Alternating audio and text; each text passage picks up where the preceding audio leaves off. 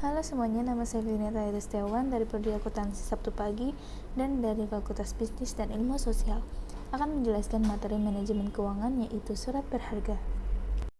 Pengertian surat berharga. Surat berharga atau commercial paper adalah dokumen yang memiliki nilai uang, diakui dan dilindungi secara hukum.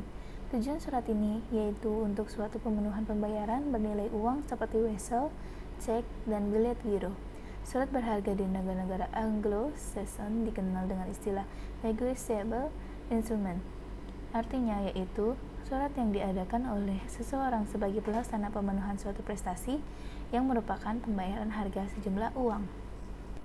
Fungsi surat berharga, di mana surat berharga adalah surat yang memiliki 3 fungsi, yaitu yang pertama sebagai alat pembayaran atau alat tukar uang, yang kedua sebagai alat untuk memindahkan hak tagih atau diperjualbelikan dengan mudah atau sederhana, yang ketiga sebagai bukti hak tagih atau surat legitimasi.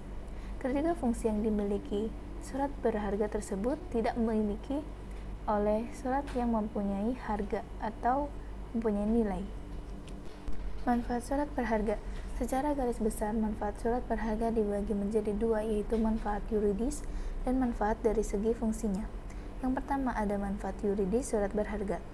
Manfaat yuridis surat berharga sebagai berikut: sebagai alat pembayaran, sebagai alat pemindahan hak tagih, sebagai bukti hak tagih. Lalu yang kedua ada manfaat fungsi surat berharga, yaitu memiliki hukum kebendaan, surat tanda keanggotaan, dan sebagai ketagihan hutang. Ciri-ciri surat berharga. Tidak semua jenis dokumen dapat menjadi surat berharga. Perlu dipahami jika dokumen ini memiliki beberapa ciri-ciri atau karakteristik sebagai berikut. Yang pertama, berbentuk dalam suatu dokumen. Kedua, tertulis nama jelas. Ketiga, dokumen memuat janji membayar dan nama orang yang membayar. Yang keempat, tertulis keterangan waktu yang jelas. Yang kelima, ditandatangani oleh pihak-pihak terkait.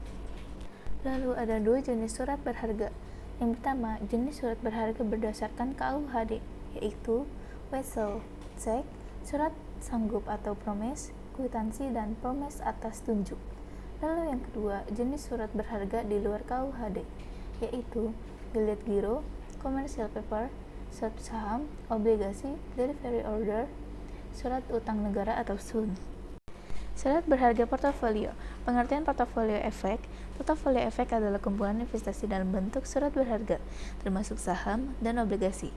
Kita dapat menyimpan dan mengelola portofolio efek sendiri atau mempercayakan pada ahlinya, seperti manajer investasi atau pihak berkompeten lainnya, untuk mengelola portofolio tersebut. Risiko dan contoh portofolio efek. Berdasarkan portofolio investasinya, jenis reksadana dibagi menjadi 4. Pertama, reksadana pasar uang. Kedua, reksadana pendapatan tetap. Ketiga, reksadana campuran. Dan terakhir, reksadana saham. Lalu ada diversifikasi. Kunci manajemen portofolio efek. Kunci sukses dalam manajemen portofolio efek adalah diversifikasi. Cara diversifikasi portofolio efek yaitu dengan mengalokasikan investasi di berbagai instrumen atau industri. Lalu terakhir ada jenis portofolio efek. Berikut jenis-jenis portofolio efek. Yang pertama yaitu ada portofolio efek hibrida. Kedua, portofolio efek agresif dan fokus pada saham. Lalu yang ketiga ada portofolio efek defensif dan fokus pada saham. Lalu yang keempat ada portofolio efek saham yang fokus pada pendapatan. Lalu yang terakhir ada portofolio efek spekulatif dan fokus pada saham. Sekian dari presentasi saya. Jika ada kesalahan berucap dan kurang lebihnya dari presentasi saya, mohon maaf. Terima kasih sudah menonton. Bye-bye.